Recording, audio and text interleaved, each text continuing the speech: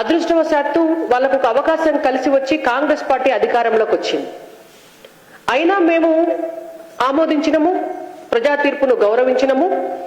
ఇప్పుడన్నా కనీసం ప్రజాస్వామ్యం నిలబడుతుందేమో, ఒక దొరల దురహంకార అప్రజాస్వామికమైనటువంటి పరిపాలనకు వ్యతిరేకంగా ప్రజా ఆమోదయోగ్యమైనటువంటి ప్రజాస్వామిక పరిపాలన నడుస్తుందేమో అని చెప్పి ఆశించినము. కొత్తగా ఏర్పాటైనటువంటి ప్రభుత్వానికి శుభాకాంక్షలు కూడా తెలియజేసినాం. కానీ ఇవాళ రాష్ట్రంలో జరుగుతున్నటువంటి పరిస్థితులు చూస్తుంటే తెలంగాణ రాష్ట్రంలో ఏ దొరల పాలన అయితే పోవాలని అనుకున్నామో అదే దొరస్వామ్యమే ఇంకా నడుస్తోంది అనేటువంటిది అర్థమవుతోంది.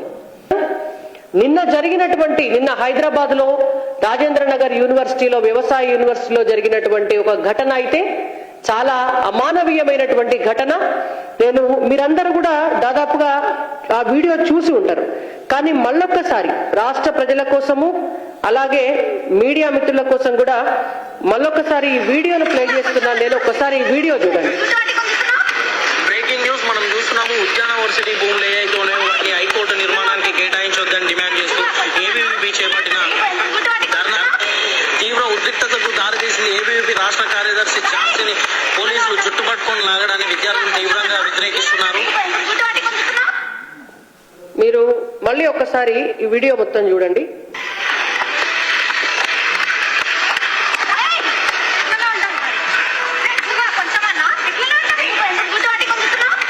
బ్రేకింగ్ న్యూస్ మనం చూస్తున్నాము. ఉద్యాన వర్సిటీ భూములు ఏవైతే ఉన్నాయో వాటిని హైకోర్టు నిర్మాణానికి కేటాయించొద్దని డిమాండ్ చేస్తూ ఏబీవీపీ చేపట్టిన ధర్నా తీవ్ర ఉద్రిక్తతకు దారితీసింది. ఏబీవీపీ రాష్ట్ర కార్యదర్శి ఝాన్సీని పోలీసులు చుట్టుపట్టుకొని లాగడాన్ని విద్యార్థులు తీవ్రంగా వ్యతిరేకిస్తున్నారు. ఇట్లా పోలీస్ కానిస్టేబుల్ ఒక అమ్మాయి, ఒక విద్యార్థి పరిషత్కి సంబంధించినటువంటి నాయకురాలు, తను దేనికోసం పోరాటం చేస్తోంది, దేనికోసం ఆందోళన చేస్తోంది? తెలంగాణ రాష్ట్రంలో ఉన్నటువంటి జయశంకర్ వ్యవసాయ యూనివర్సిటీ ఏదైతే ఉన్నదో ఆ యూనివర్సిటీకి సంబంధించినటువంటి ఒక 100 ఎకరాల భూమిని ఇటీవల రాష్ట్ర ప్రభుత్వం హైకోర్టు నిర్మాణానికి దఖలు చేయాలని చెప్పి ఒక నిర్ణయం తీసుకుంది. ఆ తీసుకున్న నిర్ణయాన్ని వ్యతిరేకిస్తూ యూనివర్సిటీకి చెందినటువంటి భూములు యూనివర్సిటీకే ఉండాలి, చదువుకున్నటువంటి పిల్లలకు ఆడ చదువుకునేటువంటి అవకాశం ఉండాలి. ఒకసారి 100 ఎకరాల భూమి చేయి దాటిపోయిన తర్వాత యూనివర్సిటీకి సంబంధించినటువంటి భూమి మళ్ళా తిరిగి రాదని కదా, ఆ భూమిని యూనివర్సిటీకే ఉంచాలి అని చెప్పి ఏబీవీపీ విద్యార్థి పరిషత్ ఆధ్వర్యంలో దాదాపుగా కొన్ని రోజుల నుంచి కూడా అక్కడ ఆందోళన చేస్తున్నారు. జయశంకర్ సార్ పేరు మీద పెట్టినటువంటి యూనివర్సిటీలా ఏ తెలంగాణ రాష్ట్రం వస్తే విద్యార్థులకు లాభం జరుగుతుందని, నిరుద్యోగులకు లాభం జరుగుతుందని, ఉద్యోగులకు లాభం జరుగుతుందని, తెలంగాణలో ఉన్నటువంటి రైతులు, మహిళలు, బడుగు బలహీన వర్గాలు బాగుపడతారని కోరుకొని జీవిత కాలం కోరుకున్నటువంటి జయశంకర్ సార్ పేరు మీద పెట్టినటువంటి యూనివర్సిటీలో జయశంకర్ సార్ విగ్రహం ముంగడ కూర్చొని ఆందోళన చేస్తున్నటువంటి విద్యార్థులను అరెస్టులు చేసి చెల్లా చెదరు చేసి, పాపం ఆ అమ్మాయి తప్పించుకొని పోతుంది. అరెస్టు చేస్తుంటే తప్పించుకొని నడుస్తూ రోడ్డు మించి పోతుంటే కూడా వెహికల్ మీద వచ్చి పోలీసులు జుట్టు పట్టుకొని మరీ కింద పడి లాక్డౌన్ తీసుకొని పోవటం అనేటువంటిది ఇవాళ ఎంత అరాచకము, ఎంత అప్రజాస్వామ్యము. మరి పోలీసులకు ఏమన్నా కాంగ్రెస్ పార్టీ ప్రభుత్వము ఇట్లనే విద్యార్థులపైన దాడులు చేయమని చెప్పి వాళ్ళకేమన్నా హక్కులు ఇచ్చిందా? ఇవాళ భారతీయ జనతా పార్టీగా మేము అడుగుతున్నాం. ధర్నాలు చేసేటటువంటి వాళ్లను ఇట్లా గొర్ర జుట్టు పట్టుకొని ఈడ్చుకొని గుంజుకపోమని ఇవాళ రేవంత్ రెడ్డి గారు చెప్తున్నారా పోలీసులకు? ఇవాళ మేము రేవంత్ రెడ్డి గారిని, ముఖ్యమంత్రి హోదాలో ఉన్నటువంటి వ్యక్తిని మేము ఇవాళ అడుగుతున్నాం. ఇదేనా మీరు పరిపాలించేటటువంటి పద్ధతి?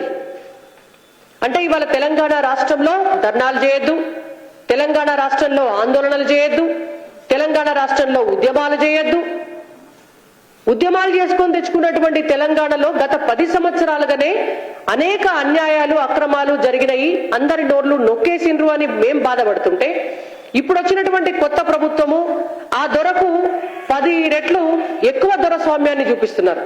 ఇవాళ వచ్చినటువంటి కొత్త ముఖ్యమంత్రి రేవంత్ రెడ్డి గారు, ఈయన కూడా మరొక దొరలాగా బిహేవ్ చేస్తున్నాడు. నిన్న ఈ సంఘటన జరిగితే ఈ రోజు వరకు కూడా ముఖ్యమంత్రి హోదాలో ఉన్నటువంటి రేవంత్ రెడ్డి గారు ఎందుకు స్పందించలేదు అనేటువంటిది వాళ్ళ భారతీయ జనతా పార్టీగా మేము అడుగుతున్నాం. పోలీస్ కానిస్టేబుల్ ఎవరైతే ఉన్నారో ఇవాళ ఒక మహిళా విద్యార్థి నాయకురాలిని జుట్టు పట్టుకొని ఈడ్చుకొని పోతుంటే ఈ క్షణం వరకు వాళ్ళ పైన మీరు ఎటువంటి యాక్షన్ తీసుకున్నారో మీరు మీడియాకు, తెలంగాణ ప్రజలకు, ఇవాళ ప్రతిపక్షాలుగా మేము అడుగుతున్నాం, మాకు మా అందరికీ కూడా సమాధానం చెప్పాలి అనేటువంటిది మేము ముఖ్యమంత్రి రేవంత్ రెడ్డి గారిని అడుగుతున్నాం.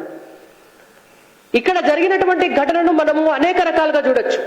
ఇవాళ మీరు విద్యార్థుల ఉద్యమం పైన ఉక్కుపాదం మోపుతున్నారు, ఇవాళ ఒక మహిళ పైన అన్యాయంగా అక్రమాలు చేస్తున్నారు, ఒక మహిళను జుట్టుపట్టుకొని ఈడ్చుకొని పోయేటటువంటి వ్యవస్థ తెలంగాణ రాష్ట్రంలో ఉన్నది అని అంటే ఇవాళ మనం మహిళలకు ఇస్తున్నటువంటి గౌరవం ఏంటో మనం అర్థం చేసుకోవాలి. రేపు జనవరి 26వ తారీఖు నాడు రిపబ్లిక్ డే జరుగుతున్నటువంటి సందర్భంగా నరేంద్ర మోడీ గారి పరిపాలనలో భారతదేశంలో మొట్టమొదటిసారి త్రివిధ దళాల పెరేడే రేపు మహిళలు చేయబోతున్నారు ఢిల్లీలో. అటు నేవీలో కావచ్చు, ఇటు ఆర్మీలో కావచ్చు, అటు ఎయిర్ ఫోర్స్ లో కావచ్చు, త్రివిధ దళాలకు సంబంధించినటువంటి మహిళలు గత 10 సంవత్సరాలలో విపరీతమైనటువంటి రిక్రూట్మెంట్ జరిగింది. పారామిలిటరీ దళాలలో కూడా మహిళలను చేర్పించి మహిళలు కూడా పురుషులతో అన్నిట్లలో సమానమని చెప్పి ఇవాళ అట్లా రిపబ్లిక్ డే నాడు పూర్తి స్థాయిలో త్రివిధ దళాల పెరేడ్ నే మహిళలతో చేయించేటటువంటి దిశగా నరేంద్ర మోడీ గారి ప్రభుత్వం, భారతీయ జనతా పార్టీ ప్రభుత్వం ఒక దిశగా ఆలోచిస్తుంటే ఇవాళ తెలంగాణ రాష్ట్రంలో ఒక భూముల కోసం యూనివర్సిటీ భూములను హైకోర్టుకు ఇవ్వకూడదు, అది యూనివర్సిటీకే ఉండాలని చెప్పి పోరాటం చేస్తున్నటువంటి ఒక విద్యార్థి నాయకురాలి నీ జుట్టు పట్టుకొని ఈడ్చుకుపోయేటటువంటి పరిస్థితి తెలంగాణ రాష్ట్రంలో ఉన్నది అంటే మీ ప్రభుత్వం మహిళా వ్యతిరేక ప్రభుత్వం కాదా అని మేము అడుగుతున్నాం. ఇవాళ చట్టసభల్లో కూడా మహిళలకు రిజర్వేషన్ ఉండాలి అని చెప్పి మీ కాంగ్రెస్ ప్రభుత్వానికి దాదాపు 60 ఏళ్ల పైచిలుకు అధికారంలో ఉన్నా కూడా 33% రిజర్వేషన్ ఇవ్వటం అనేటువంటిది చేత కాకపోతే కేవలం రెండు టర్ముల్లో అధికారంలో ఉన్నటువంటి భారతీయ జనతా పార్టీ 33% రిజర్వేషన్ ని మహిళలకు చట్టసభల్లో కల్పించి ఇవాళ భారతదేశంలో ఉన్నటువంటి మహిళలంతా కూడా గౌరవంగా గర్వపడేలాగా చేసింది. ఒక దిక్కు భారతీయ జనతా పార్టీ మహిళల భాగస్వామ్యాన్ని ప్రతి దాంట్లో పెంచుకుంటూ పోతుంటే ఇవాళ పోరాటాల్లో, ఉద్యమాల్లో మహిళలు వస్తే ఆ మహిళల భాగస్వామ్యాన్ని తొక్కివేసి మహిళలను భయభ్రాంతులకు గురి చేసేటటువంటి విధంగా ఇవాళ తెలంగాణ రాష్ట్రంలో ఉన్నటువంటి కాంగ్రెస్ పార్టీ ప్రభుత్వం, రేవంత్ రెడ్డి గారి ప్రభుత్వం బిహేవ్ చేస్తోంది. ఇవాళ మీరు ఉద్యమాలు చేసేటటువంటి మహిళల పైననే ఇట్లాంటి అఘాయిత్యాలకు, అరాచకాలకు పాల్పడితే మరిగా సామాన్య మహిళలకు మీరేం రక్షణ కల్పిస్తారు? తెలంగాణ రాష్ట్రంలో గత 10 సంవత్సరాలుగా క్రైమ్ రేట్ పెరిగింది. తెలంగాణ రాష్ట్రంలో మహిళల పైన జరుగుతున్నటువంటి క్రైమ్ రేట్ లో మొత్తం భారతదేశంలో తెలంగాణ రాష్ట్రం 3వ స్థానంలో ఉన్నది. మొత్తం దక్షిణ భారతదేశంలో తెలంగాణ రాష్ట్రం 1వ స్థానంలో ఉన్నది. 2022తో పోలిస్తే 2023కు వచ్చేసరికి 12% మహిళల పైన క్రైమ్ రేట్ పెరిగింది. ఇవాళ కొత్తగా వచ్చినటువంటి మీ ప్రభుత్వం దాన్ని తక్కువ చేయాలి, దాన్ని తక్కువ చేసే దిశగా చర్యలు తీసుకోవాలా. దానికి కారణమవుతున్నటువంటి బెల్ట్ షాపులను మీరు బంద్ చేయాలా, దానికి కారణమవుతున్నటువంటి పబ్ కల్చర్ను మీరు తక్కువ చేయాలా, దానికి కారణమవుతున్నటువంటి పోకిరీలు ఇవాళ ఎవరైతే మహిళల పైన పబ్లిక్ గా కూడా ఇట్లాంటి అరాచకాలు చేస్తారో వాళ్ళ పైన ఉక్కుపాదం మోపి మహిళల జోలికి వస్తే మీ అంతు చూస్తామని చెప్పేటటువంటి ఒక నిర్ణయాన్ని, ఒక ఆచరణ యోగ్యమైనటువంటి ఒక విధానాన్ని ఉన్నటువంటి కాంగ్రెస్ ప్రభుత్వం ప్రకటించాల. అది బంద్ పెట్టి మీరు ఇవాళ ఉద్యమాలు చేస్తున్నటువంటి మహిళల పైనే జుట్టు పట్టుకొని లాక్కపోతాము అని అంటే ఇవాళ తెలంగాణ సమాజం ఊరుకోదు. అందుకే మేము పదే చెప్తున్నాం, ఇవాళ భారతదేశంలో నరేంద్ర మోడీ గారి పరిపాలనలో ఇవాళ రామరాజ్యాన్ని మనం స్థాపించుకున్నాం. ఇవాళ భారతదేశం అంతా కూడా సుభిక్షంగా ఉన్నది, సంతోషంగా ఉన్నది. దేశ ఆర్థిక వ్యవస్థ కూడా చాలా అద్భుతంగా పురోగమనంలో ముందుకు పోతోంది.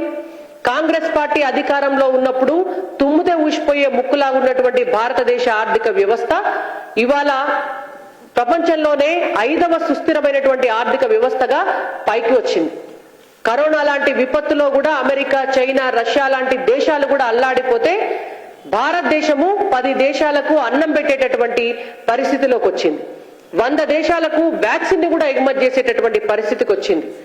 ఒకనాడు కనీసం ఆర్మీల మహిళలు ఊహించుకోలేనటువంటి పరిస్థితి ఉంటే ఇవాళ ఆర్మీల పారామిలిటరీ దళాలలో కూడా మహిళలు వచ్చి రేపు త్రివిధ దళాలు కూడా మహిళా పెరేడ్ జరగబోయేటటువంటి పరిస్థితికి ఇవాళ భారతదేశం వచ్చింది.